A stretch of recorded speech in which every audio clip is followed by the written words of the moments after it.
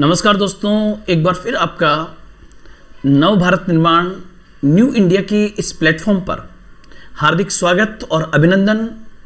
आज हम समसामयिक टॉपिक के ऊपर एक महत्वपूर्ण करंट इश्यूज को आपके सामने रखने जा रहे हैं, जिसमें मैं आपको हर तरीके से उसको प्रस्तुत करने का प्रयास करूंगा। जिसमें आज हमारा उसका हेडिंग जो है इंडियन डायस्पोरा, प्रवासी भारतीय।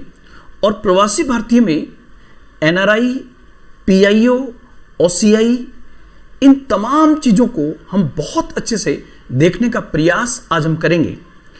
पहले तो लगभग 10 साल तक ऐसा रहा कि यूपीएससी में हर साल 10 नंबर का यहाँ से क्वेश्चन आता था।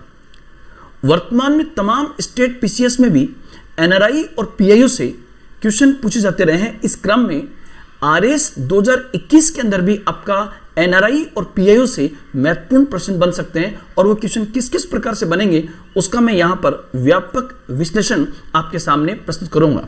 तो यहाँ पर मैंने आपको पीडीएफ नोट्स भी इसके साथ में उपलब्ध करवाए हैं, साथ ही साथ विभिन्न फोटोग्राफ्स के माध्यम से और डायग्राम के माध्यम से हम समझने का प्रयास यहाँ पर करेंगे। इस क्रम में सबसे पहले आप देखिए, सबसे पहले तो हम देखें कि एक शब्द आएगा भारतीय नागरिक, जिसको हम कहेंगे इंडियन सिटीजन। आप कहोगे सर सबसे पहले जो भारतीय नागरिक है जिसको हम कहेंगे इंडियन सिटीजन, भारतीय नागरिक से आप क्या समझते हो, इंडियन सिटीजन से आप क्या समझते हो? तो वे लोग या वे भारतीय जिन्हें संविधान में प्राप्त तमाम प्रकार के मौलिक अधिकार प्राप्त हैं। भारतीय नागरिक कौन है? जिन्हें भारतीय संविधान में उल्लिखित तमाम मौलिक अधिकार प्राप्त है, साथ ही साथ वे तमाम वैध सर्टिफिकेट्स जो एक भारत के भारतीय होने के लिए चाहिए, वो तमाम डॉक्यूमेंट्स उसके पास में हैं, तो उसे हम भारतीय नागरिक कहेंगे। एक आप लोग ध्यान रखना, इसी में एक शब्द और आता है, एक शब्द और आएगा जिसको हम कहेंगे जो किसी भी देश का नागरिक ना हो। एक शब्द आपके पास में आएगा जिसको मैं बताना चाहूंगा, जो किसी भी देश का नागरिक नहीं हो। तो सिटीजनलेस पीपल ऑफ इंडियन ओरिजिन, मतलब वे लोग जिन्होंने भारत भी छोड़ दिया है और वर्तमान में वो किसी भी देश के नागरिक नहीं है, मतलब भारत से चले गए और भारत से जाने के बाद किसी भी देश में हैं, तो वहां पर उनके पास उस देश की नागरिकता भी नहीं है। तो ऐसे लोगों को सीपीआईओ, सिटीजनलेस पीपल ऑफ इंडियन ओरिजिन के नाम से जानते हैं। इन्हीं को आपको पता होगा पाकिस्तान में इन्हीं को मुजाहिर भी कहा जाता है, इन्हीं को पाकिस्तान में मुजाहिर के नाम से भी जाना जाता है। तो ये पॉइंट आपको यहां पर कवर करना होगा कि सबसे पहले ये किस नाम से जाना जाता है और किसको कहा जाता है, तो ये पॉइंट आपको यहां पर पता होना चाहिए। सबसे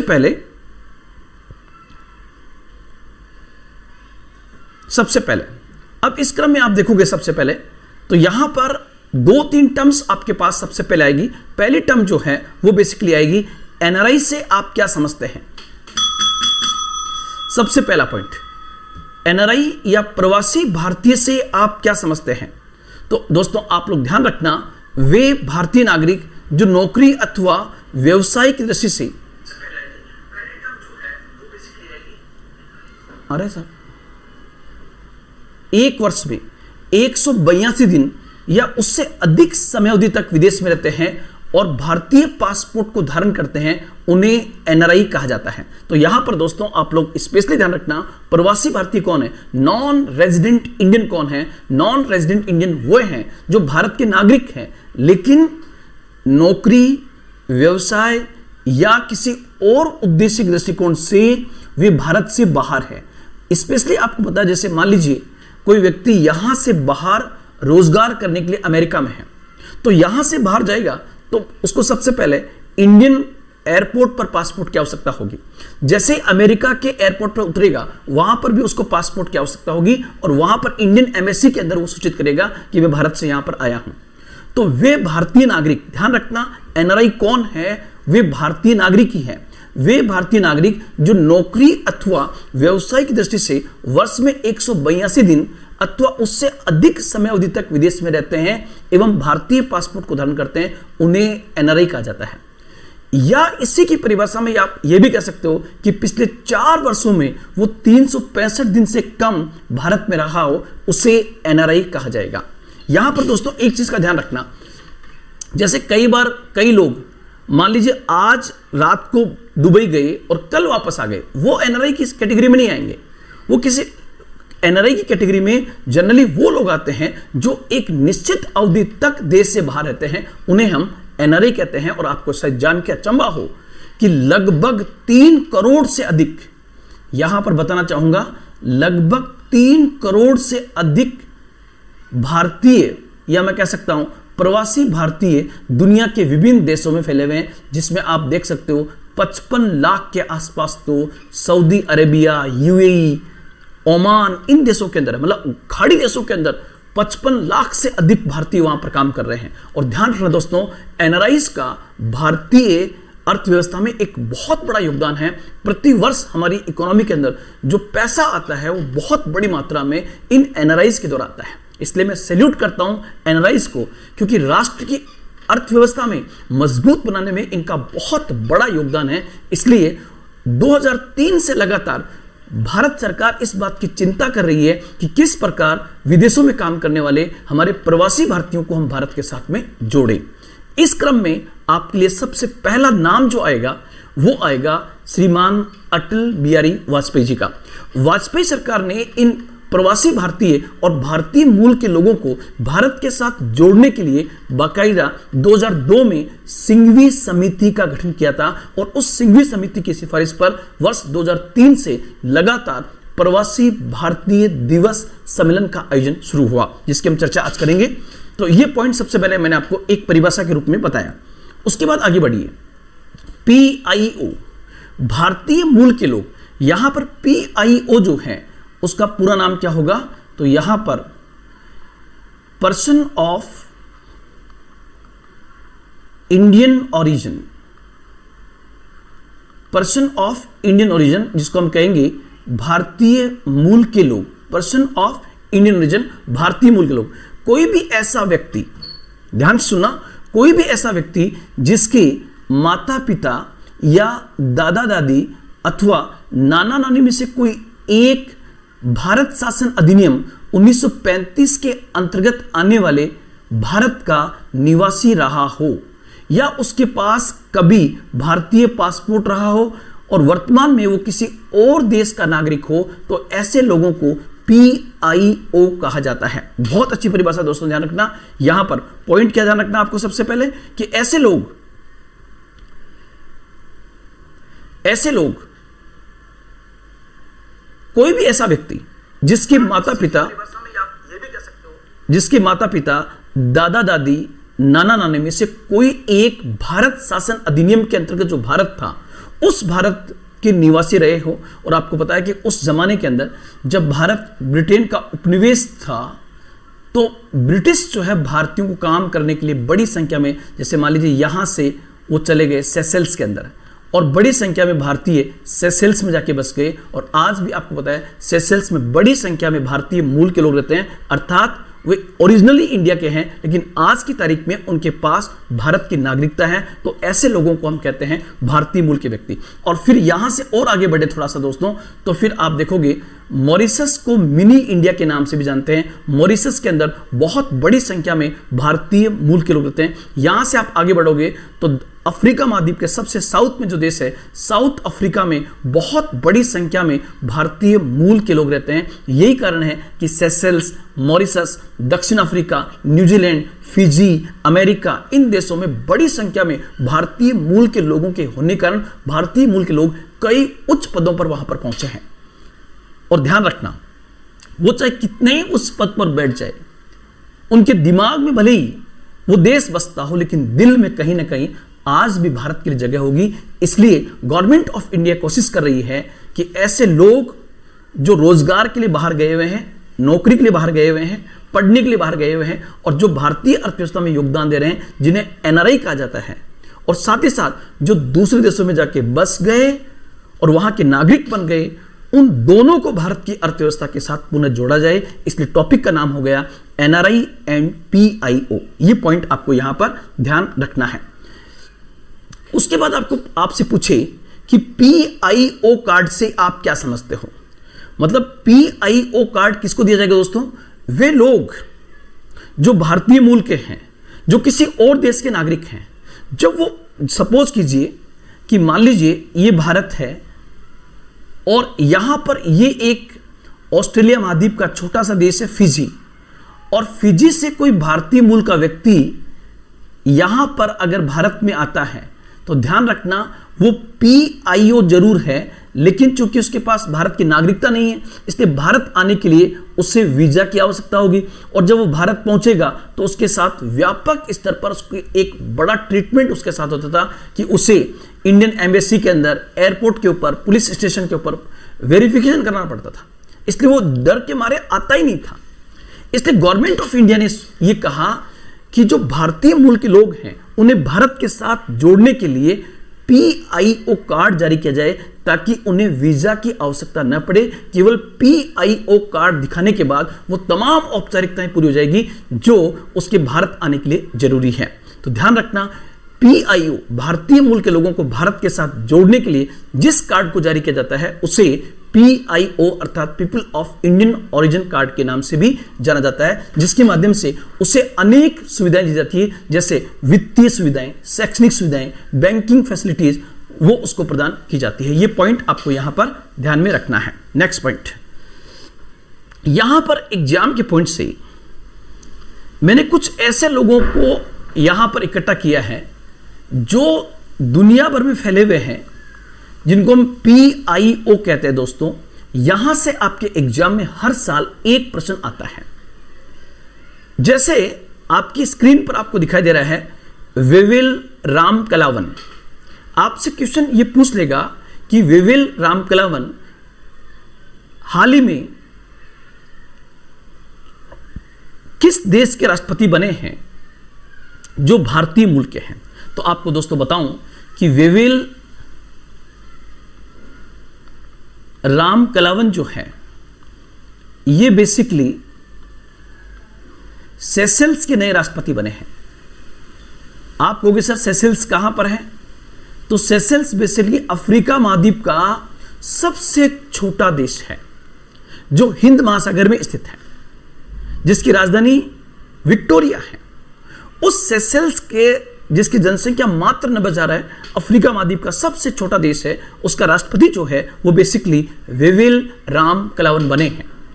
2016 से 2010 तक वो बेसिकली वहां पर अपोजिशन में रहे, और लेटेस्ट जो है वो बेसिकली अक्टूबर 2020 में वेविल कलावन सेशल्स के नए राष्ट्रपति बने हैं, और मूलतः वो बिहार के रहने वाले हैं, मतलब भारत के रहने वाले हैं। तो आप लोग ध्यान रखना, ये एग्जाम में आपसे प्रश्न पूछा जा सकता है। और आपको पता है कि भारत जो इंडो पैसिफिक स्ट्रेटजी अपना रहा है, हिंद प्रशांत रणनीति अपना रहा है चीन को काउंटर बैलेंस करने के लिए, उसमें सेशल्स की बहुत बड़ी भूमिका है दोस्तों। और इस क्रम में आप लोग ये भी ध्यान रखना, सेशल्स जो है वो पूरी तरह से पर्यटन पर आधारित एक देश है, जिसका एक द्वीप है एजम्पशन। उस द्वीप पर भारत और सेशल्स मिलकर एक सामरिक केंद्र की स्थापना वहां पर कर रहे हैं, ताकि चाइना को इस क्षेत्र में काउंटर बैलेंस किया जा सके। तो ये आप लोग यहां पर ध्यान रखना। नेक्स्ट पॉइंट, पूरे वैश्विक स्तर पे एक नाम बहुत अधिक चर्चा में रहा, और वो भी भारतीय मूल की है। आपकी स्क्रीन पर जो फोटो आ रहा है उससे आप समझ गए होंगे दोस्तों, नाम है कमला देवी हैरिस, या कमला हैरिस के नाम से जिन्हें वैश्विक स्तर पर जाना जाता है, जो अमेरिकी सरकार में उपराष्ट्रपति के पद पर पहुंची है। कमला हैरिस बेसिकल जमैकन भारतीय मूल की है, और ये पहला अवसर है जब भारतीय मूल की कोई हस्ती अमेरिकी प्रशासन में अमेरिका के दूसरे सर्वोच्च पद अर्थात उपराष्ट्रपति के पद पर पहुंची है। 20 जनवरी 2021 को उन्होंने उपराष्ट्रपति पद पर शपथ ली। इससे पहले 2011 से 2017 के दौरान वो कैलिफोर्निया में अटॉर्नी जनरल रही, और साथ ही साथ 2017 से 2021 तक वो कैलिफोर्निया से अमेरिकी सीनेट की सीनेटर रही है। उनकी मां श्यामला गोपीनाथ एक चिकित्सक थी, और 1958 में वो भारत के तमिलनाडु से जाकर के और अमेरिका बस गई, और वहां जाके उन्होंने एक जमैकन मूल के अमेरिकन नागरिक से शादी कर ली, और उन्हीं की बेटी का नाम कमला देवी हैरिस है, जिन्होंने वैश्विक स्तर पर भारत का नाम रोशन किया है। तो यहां से आपका एग्जामिनेशन पॉइंट से क्वेश्चन बन सकता है, कमला देवी हैरिस कौन है? तो ध्यान रखना ये पॉइंट। इनके फादर जो है वो वेस्ट इंडीज का एक द्वीप है जमैका, उस जमैकन द्वीप से आते हैं। उनकी माँ जो है वो बेसिकली श्यामला गोपीनाथ भारत के तमिलनाडु के एक गांव से थी। और मैं आपसे अपेक्षा करता हूं कि आप उस गांव का नाम बताइए जिस गांव से कमला देवी हैरिस मूलतः है। तो ये पॉइंट भी आपको यहां पर आना चाहिए, ये पॉइंट भी आपका यहां पर बहुत अच्छे से कवर होना चाहिए। तो ये मानता हूं कि महाद्वीप का सबसे छोटा। उसके बाद हम आगे बढ़ते हैं नेक्स्ट पॉइंट। एक आपकी स्क्रीन पर देखिए आप, सुनीता विलियम्स भी दोस्तों भारतीय मूल की अमेरिकी एस्ट्रोनॉट हैं और यूनाइटेड स्टेट्स के अंदर नेवी ऑफिसर भी हैं। मूलतः गुजरात के महसाना से हैं। उनके फादर जो गुजरात से थे और गुजरात से जाकर के वो अमेरिका में बस गए। उन्हीं की बेटी का नाम सुनीता विलियम्स है, जिन्होंने अंतरराष्ट्रीय अंतरिक्ष स्टेशन में लंबे समय तक रुकने का रिकॉर्ड बनाया है। इसलिए सुनीता विलियम्स से भारत के जितने भी एग्जाम्स हुए हैं वहां सब में सुनीता विलियम्स के बारे में क्वेश्चन पूछा गया है। तो आप इसका पॉइंट यहां पर, ये पॉइंट आप लोग ध्यान रखना। नेक्स्ट पॉइंट, ये नाम आपके सबसे अधिक चर्चा में यहां पे चल रहा है और मैं यहां पे लिखना चाहूंगा PIO भारतीय मूल की है सिरिसा बांडला, अभी सबसे अधिक चर्चा में है। ध्यान रखना, अभी तक 3 ऐसी एस्ट्रोनॉट हुई हैं। Number 1 Kalpana Chawla, number 2 Sunita Williams और नंबर 3 सिरिसा बांडला।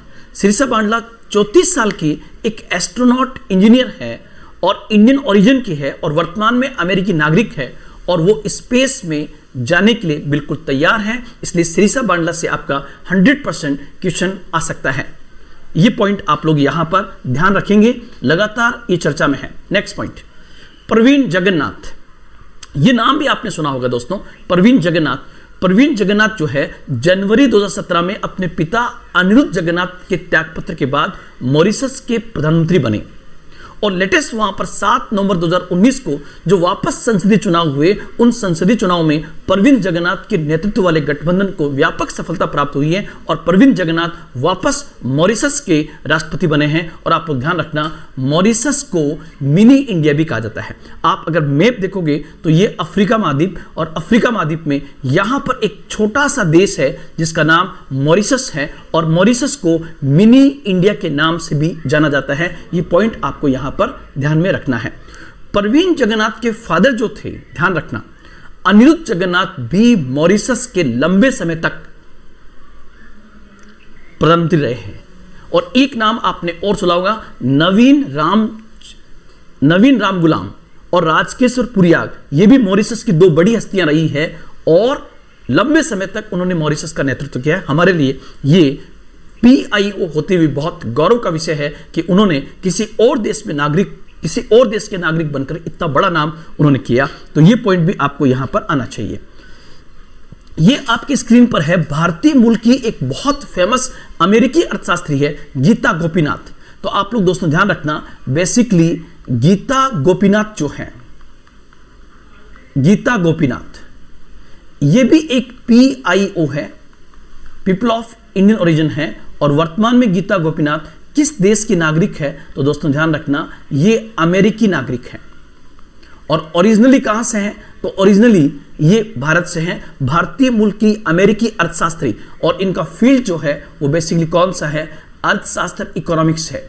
और दुनिया के सबसे बेहतरीन अर्थशास्त्रियों में गीता गोपीनाथ की गिनती होती है। और वर्तमान में जनवरी 2019 से इन्होंने IMF का अंतर्राष्ट्रीय मुद्रा कोष में प्रधान अर्थशास्त्री के रूप में, मेन इकोनॉमिस्ट के रूप में कार्यभार संभाला हुआ है।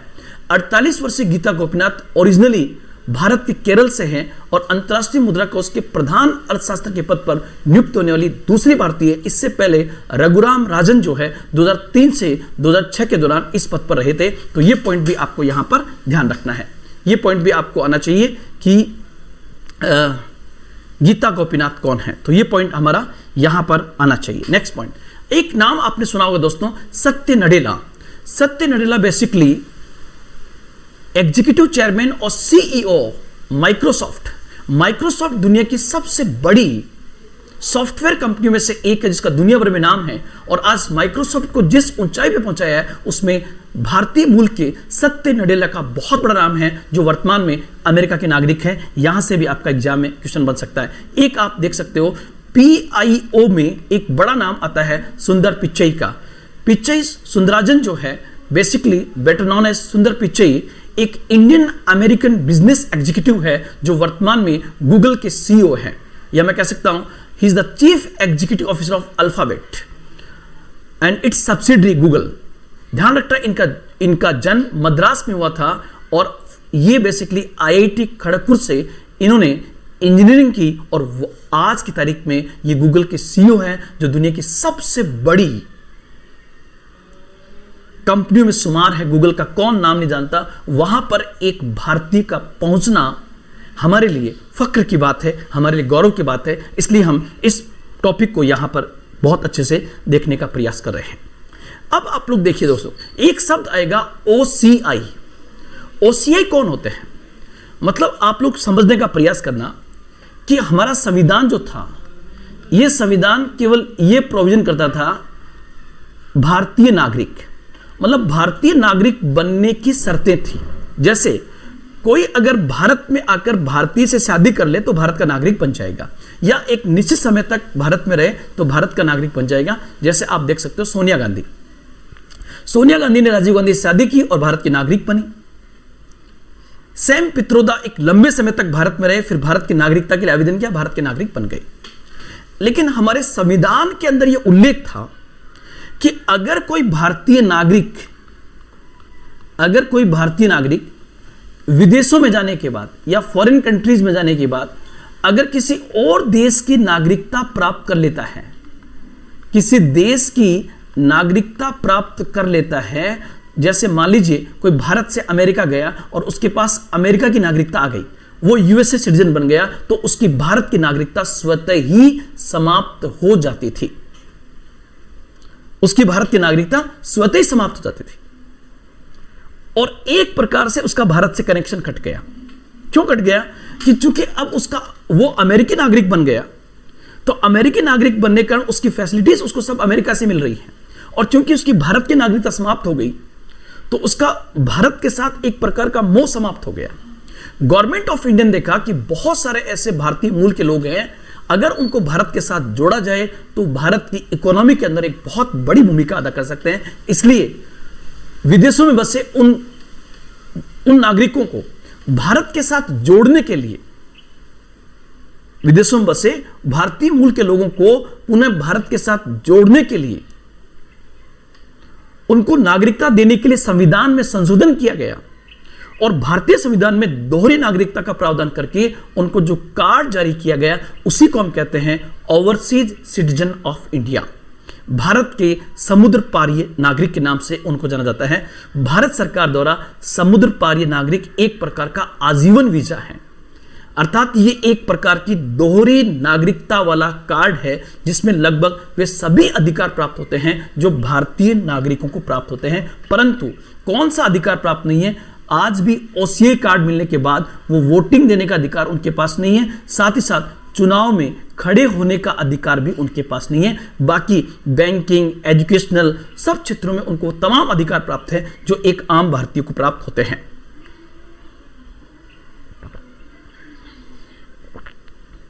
नेक्स्ट हम आगे बढ़ते हैं। एक शब्द आपके पास में आए और वो होगा उल्टा प्रवास। उल्टा प्रवास, इसको हम इंग्लिश में कहते हैं रिवर्स माइग्रेशन। यह क्वेश्चन 2 बार पूछा गया है कि रिवर्स माइग्रेशन से आप क्या समझते हो? What do you mean by reverse migration? उल्टा प्रवास से आप क्या समझते हो? तो दोस्तों ध्यान रखना, जैसे सपोज कीजिए बहुत बड़ी संख्या में भारतीय नागरिक बहुत बड़ी संख्या में इराक में, मान लीजिए ये आ गया इराक में है, ठीक है। अब जब वो इराक में है तो उनको हम क्या कहेंगे, एनआरआई, क्योंकि नागरिक वो भारत के ही हैं और इराक में जाके नौकरी कर रहे हैं। अब सपोज कीजिए आपके इराक और ईरान के बीच में युद्ध शुरू हो गया। जब इराक और ईरान के बीच युद्ध शुरू हो गया तो एक आम भारतीय जो काम करने के लिए इराक में गया हुआ है वो अपनी जान बचाएगा या वहां पे नौकरी करेगा? जाहिर सी बात है वो अपनी जान बचाने का प्रयास करेगा। जब जान बचाने का प्रयास करेगा तो वो अपने देशों में वापस लौटने के लिए आएंगे। तो यहां पर क्या होगा, विदेशों में काम कर रहे प्रवासी विदेश में पैदा हुए किसी राजनीतिक संकट, आर्थिक संकट या किसी प्रकार के हमलों के कारण मूलतः अपने वापस अपने ओरिजिनल देश में आ जाता है। तो इस प्रकार की प्रक्रिया को रिवर्स माइग्रेशन के नाम से जानते हैं। इसी को हम कहते हैं उल्टा प्रवास। जैसे अभी आपको पता होगा सूडान और दक्षिण सूडान के अंदर युद्ध शुरू हो गया, तो गवर्नमेंट ऑफ इंडिया ने दक्षिण सूडान से भारतीय नागरिकों को निकालने के लिए एक ऑपरेशन चलाया था। अभी लेटेस्ट एक एग्जाम में क्वेश्चन पूछा गया था, उस ऑपरेशन का नाम क्या है? इसी प्रकार सीरिया में जब आईएस का कहर बरपा तो वहां से बहुत सारे नागरिकों को, भारतीय नागरिकों को वहां से निकाला गया। इसी प्रकार आप देखोगे अभी लेटेस्ट इजराइल और फिलिस्तीन के बीच में जो लड़ाई हुई, इजराइल फिलिस्तीन के बीच में, तो वहां पर बस से भारतीयों को निकालने के लिए अभियान चलाया गया। तो उल्टा प्रवास किसे कहते हैं? जब विदेशों में काम कर रहे नागरिक उस देश में पैदा हुए राजनीतिक संकट, आर्थिक संकट या किसी और संकट के कारण पुनः अपने देश में आते हैं, तो इस प्रकार की प्रक्रिया को रिवर्स माइग्रेशन के नाम से जाना जाता है। दोस्तों ये जो टॉपिक है ये एक ऐसा टॉपिक है जिसमें से हर साल एग्जाम में प्रश्न आते हैं, इसलिए मैंने करंट इश्यूज का टॉपिक बना करके और आपके सामने इसको प्रस्तुत करने का एक प्रयास आपके सामने किया है। अब हम आगे बढ़ते हैं। नेक्स्ट पॉइंट, सबसे पहले कुछ चीजें आपको आनी चाहिए कि एनआरआई समिट क्या होती है, प्रवासी भारतीय सम्मेलन क्या होता है। यहां पर मैं आपको बताऊं कि जो एनआरआई, इसका नाम जरूर एनआरआई समिट है,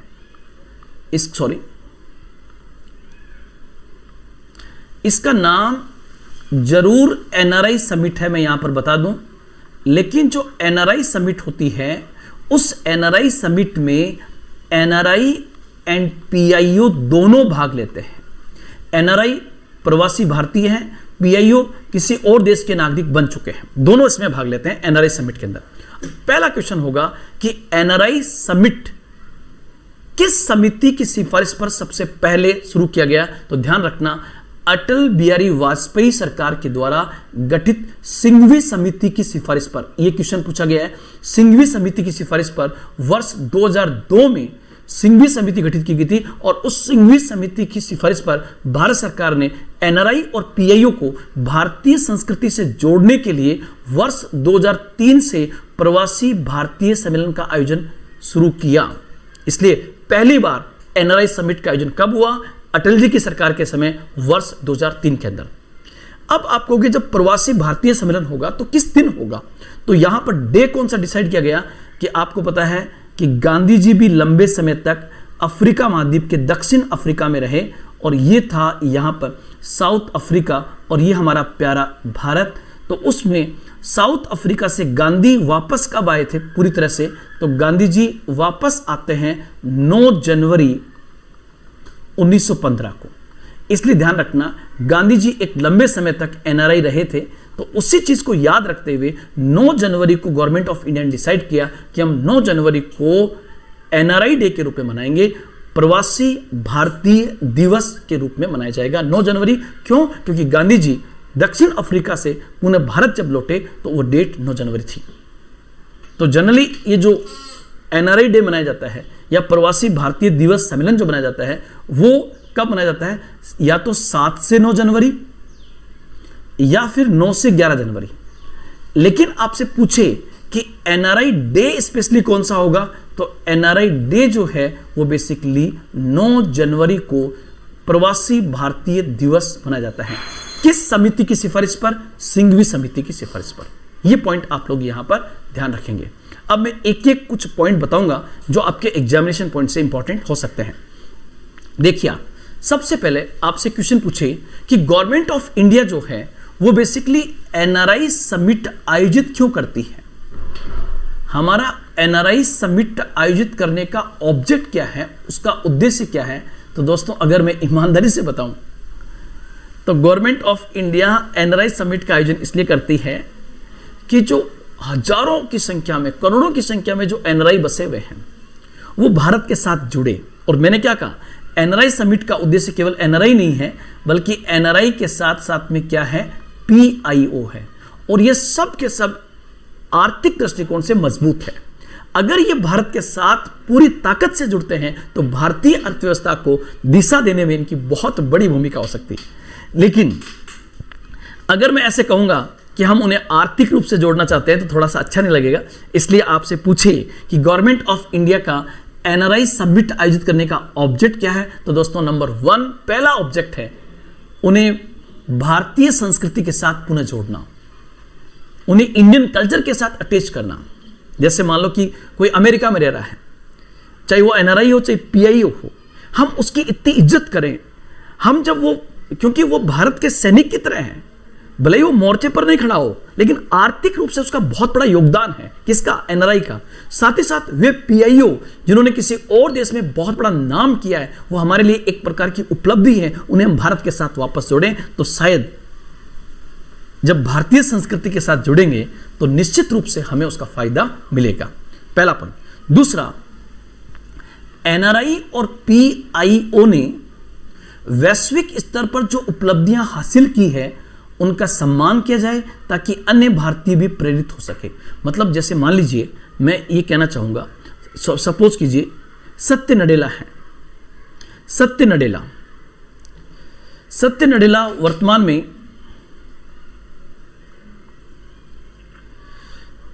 नमस्ते राजेश भाई, कैसे हो? मैं 10 एक मिनट में कॉल बैक कर लूं? ठीक, हाँ, ओके।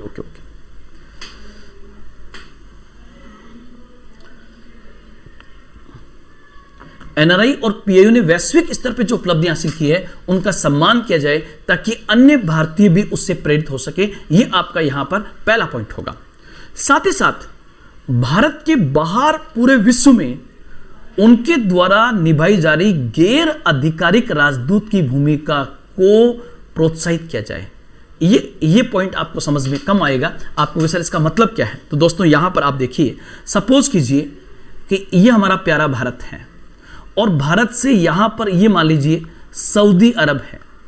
तो सऊदी अरब के अंदर भारत का राजदूत होगा, इंडियन राजदूत होगा, भारतीय राजदूत वहां पर होगा। और उस भारतीय राजदूत का मेन ऑब्जेक्ट यह है कि वह सऊदी अरब में जाकर भारत सऊदी अरब के संबंधों को मजबूत करे। यह तो गवर्नमेंट ऑफ इंडिया का ऑफिशियल एम्बेसडर हो गया। लेकिन दोस्तों आप सोचिए कि सऊदी अरब के अंदर भारतीय राजदूत वो काम नहीं कर रहा है जो सऊदी अरब गए हुए एनआरआई और पीआईओ ने सऊदी अरब और भारत के साथ संबंधों को मजबूत करने में बहुत बड़ी भूमिका अदा की है। इसका एक एग्जाम्पल दिया जाता है कि अमेरिका में बसे हुए भारतीय मूल के लोग और एनआरआई ने भारत अमेरिका संबंधों को मजबूत करने में बहुत बड़ी भूमिका अदा की है। इसी प्रकार कनाडा में रहने वाले भारतीय मूल के लोगों ने कनाडा और भारत के साथ संबंधों को मजबूत करने में बहुत बड़ी भूमिका अदा की है। तो ध्यान रखना, उनकी इस भूमिका को किस नाम से जानते हैं? गैर आधिकारिक राजदूत, नॉन ऑफिशियल एम्बेसडर के रूप में जो उन्होंने भूमिका अदा की है उसको हम प्रोत्साहित करें, ये इसका ऑब्जेक्ट होगा। साथ ही साथ हम उनसे अपेक्षा करते हैं कि वे विश्व के ज्ञान भंडार को भारत में लाएं और भारतीय अर्थव्यवस्था में व्यापक निवेश करें। मैं तो कहना चाहूंगा कि जो मेन ऑब्जेक्ट एनआरआई समिट का है वो कौन सा है? भारतीय अर्थव्यवस्था में व्यापक निवेश, ताकि हम अपनी अर्थव्यवस्था को मजबूत कर सकें। यह बिंदु आपको यहां पर ध्यान रखना है।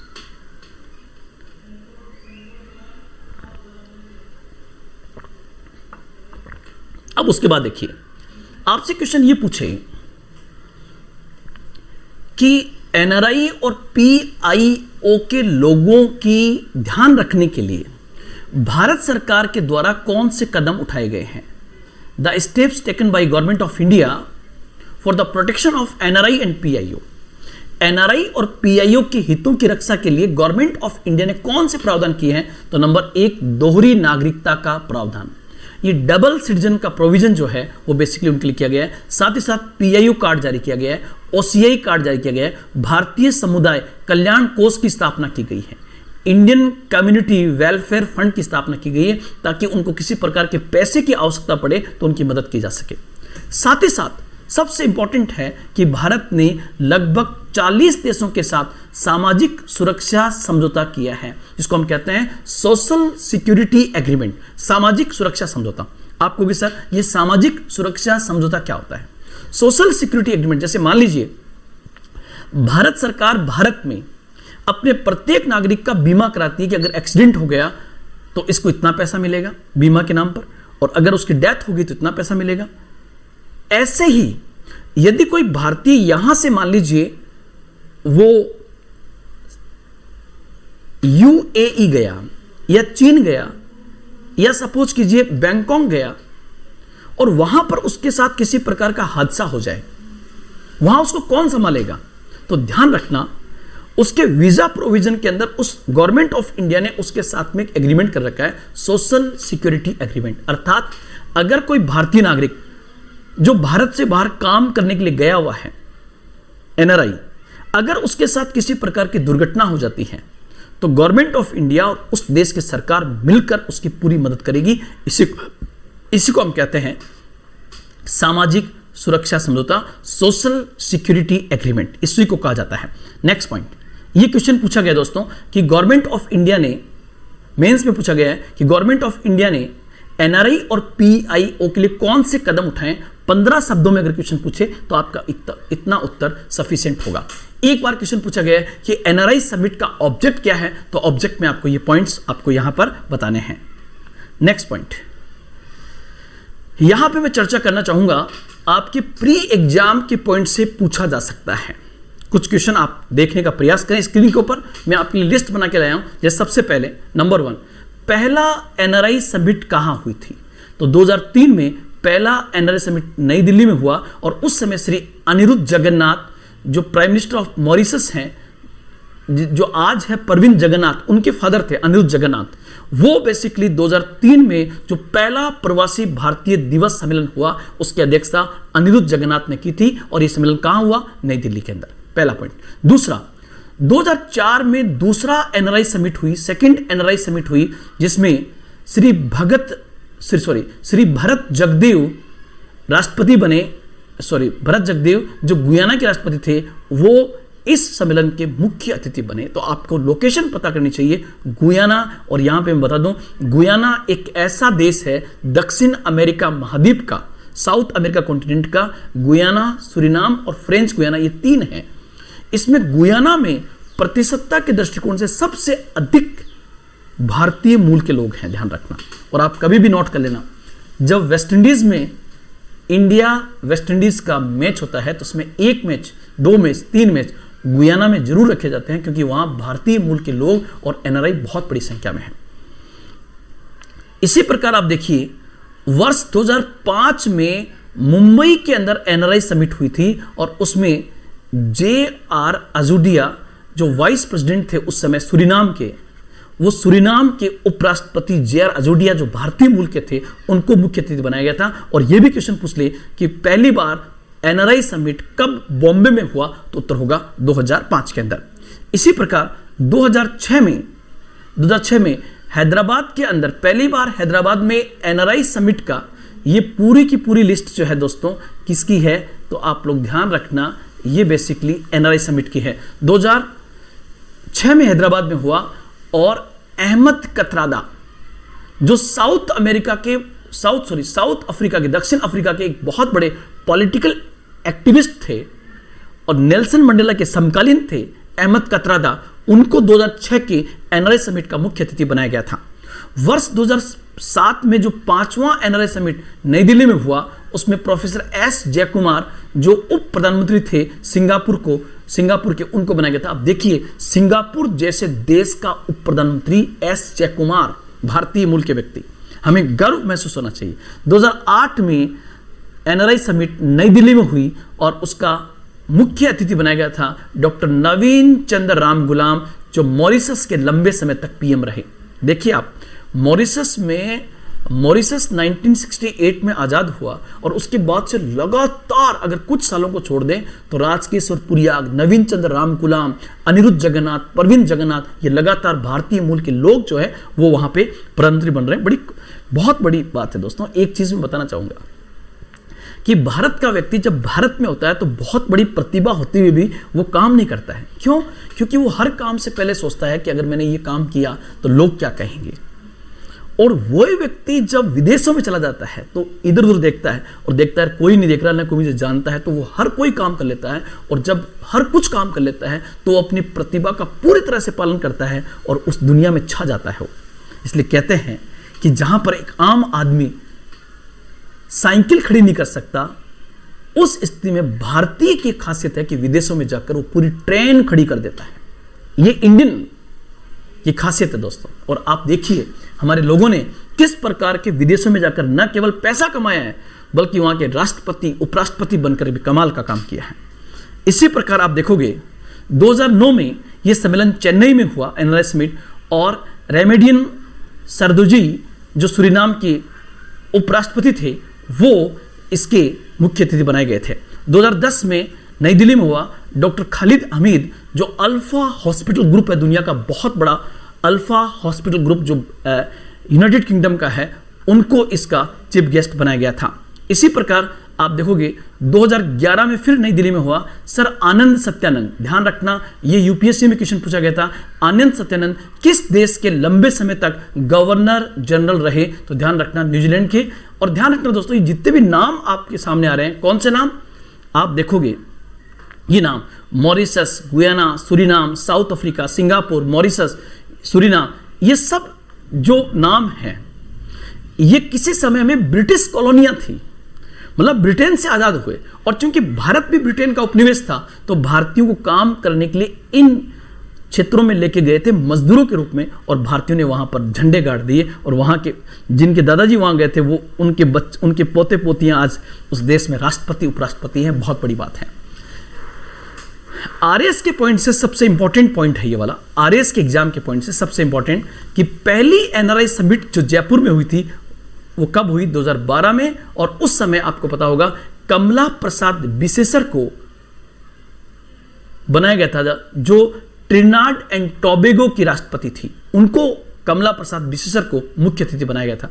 वर्ष 2013 में पहली बार केरल में हुआ, कोच्चि के अंदर, और राजकेश्वर पुरियाग जो मॉरिशस के उस समय राष्ट्रपति थे उनको मुख्य अतिथि बनाया गया था। और दोस्तों एक दिलचस्प बात बताता हूं आपको कि जब राजकेश्वर पुरियाग कोच्चि आए, राजकेश्वर पुरियाग, और ध्यान रखना ये जितने भी नाम मैंने बोले हैं वो आज भी भारत के किसी न किसी गांव से जरूर संबंधित है,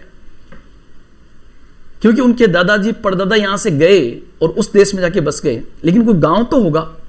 तो राजकेश्वर पुरियाग जो बेसिकली बिहार से हैं, और जितने भी मॉरिशस के राष्ट्रपति बने, उपराष्ट्रपति बने, प्रधानमंत्री, वो सब के सब बिहार से हैं।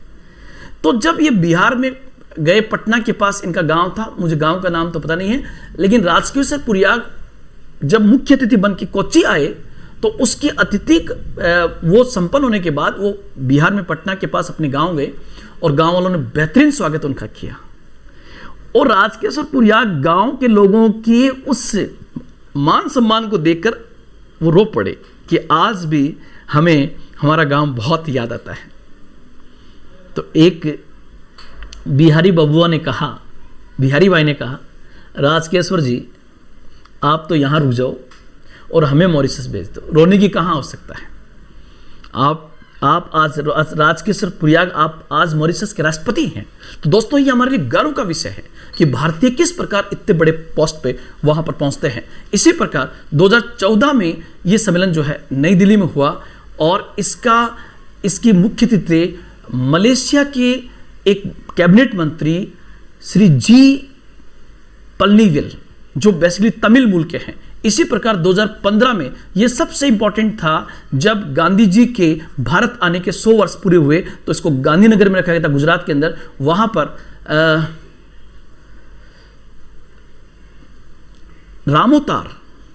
रामोतार जो बेसिकली गुयाना के राष्ट्रपति थे वो इसके मुख्य अतिथि बनाए गए थे। 2017 में सम्मेलन बेंगलुरु में हुआ और इसमें एंटोनियो कोस्टा, जो बेसिकली पुर्तगाल के प्राइम मिनिस्टर थे, वो बेसिकली उनका जन्म गोवा में हुआ था, इस आधार पे उनको यहाँ बुलाया गया था।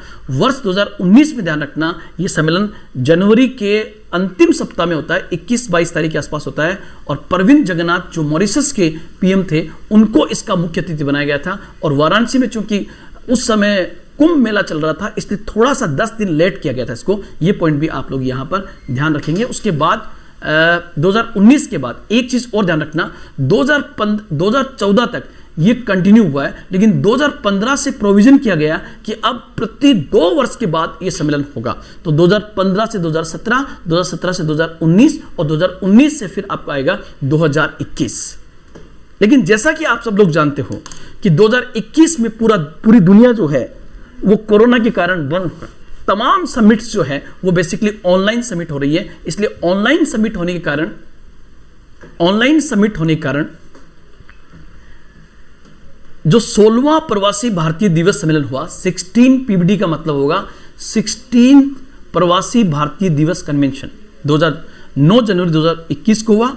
और इसको हम कहेंगे 16th एनआरआई समिट। और कैसी समिट थी? वर्चुअल समिट थी, ऑनलाइन समिट थी। तो आपसे पूछिए कि पहला एनआरआई समिट जो वर्चुअल समिट के रूप में हुआ कौन सा था? 16th। कब हुआ? 9 जनवरी 2021। और इसकी थीम क्या थी?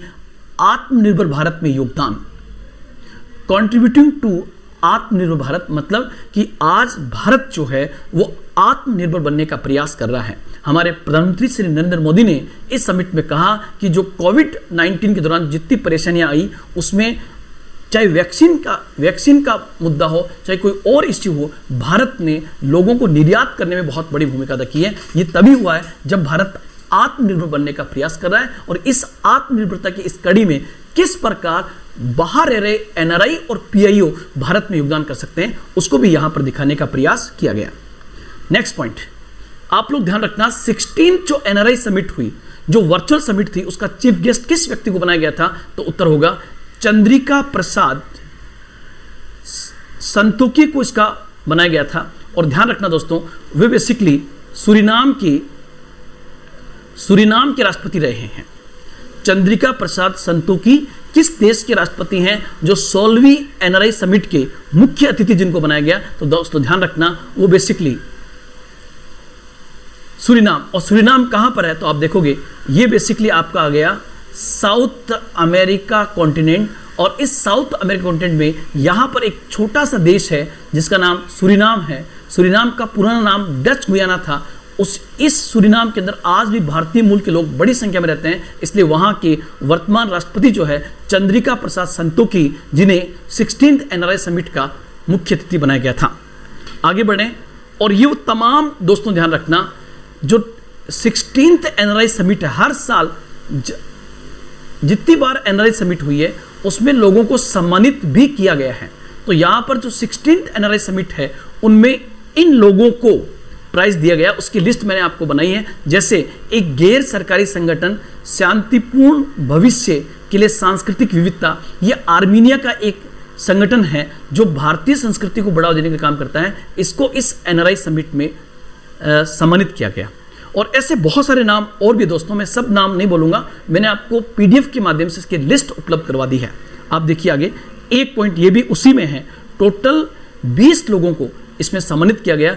कई बार एग्जाम में क्वेश्चन 4 नाम लेकर के और उनका क्षेत्र या देश पूछ लिया जाता है, तो उस पॉइंट से आप इसको याद रखना। नेक्स्ट पॉइंट, ये 30 लोग टोटल सम्मानित किए गए थे इस बार। इन 30 लोगों के नाम मैंने आपको स्क्रीन पर पेश कर दिया है। ये सब मैंने आपको समझा दिया है। उसके बाद एक शब्द लेटेस्ट, अभी हमारे प्रधानमंत्री श्री नरेंद्र मोदी ने एक शब्द बोला कि ब्रेन ड्रेन से आप क्या समझते हैं। अगर आपसे पूछे कि ब्रेन ड्रेन क्या होता है, तो ध्यान रखना, हर साल किसी देश के बेहतरीन डॉक्टर, इंजीनियर, पत्रकार, वैज्ञानिक जब अपने मूल देश को छोड़ करके किसी और देश में चले जाते हैं, तो उनका जाना उस देश के लिए प्रतिभा पलायन कहा जाता है। और ब्रेन ड्रेन का ही एग्जाम्पल है। जैसे आप देखोगे सत्य नडेला, सुंदर पिच्चई, जो भारत के और भारत से बाहर गए और आज ये अमेरिकी अर्थव्यवस्था में अपना योगदान दे रहे हैं, ये भारत के लिए बहुत बड़ी भूमिका अदा कर सकते थे। तो ये पॉइंट आपका यहां पर आएगा। इस क्रम में प्रतिभा प्लान से आप क्या समझते हो, ये बिंदु आपका इसमें आएगा। तो दोस्तों, आज मैंने जो पूरी क्लास ली, ये पूरी की पूरी क्लास दोस्तों, आज आपकी पूरी क्लास जो है वो बेसिकली एनआरआई और पीआईओ पर आधारित थी। मैंने इसको हर डायमेंशन के साथ इसको समझाने का प्रयास किया। आज नव भारत निर्माण अर्थात न्यू इंडिया के प्लेटफॉर्म पर करंट इश्यूज के दृष्टिकोण से आज इतना ही। फिर मिलेंगे एक नए टॉपिक के साथ। जय हिंद, जय भारत।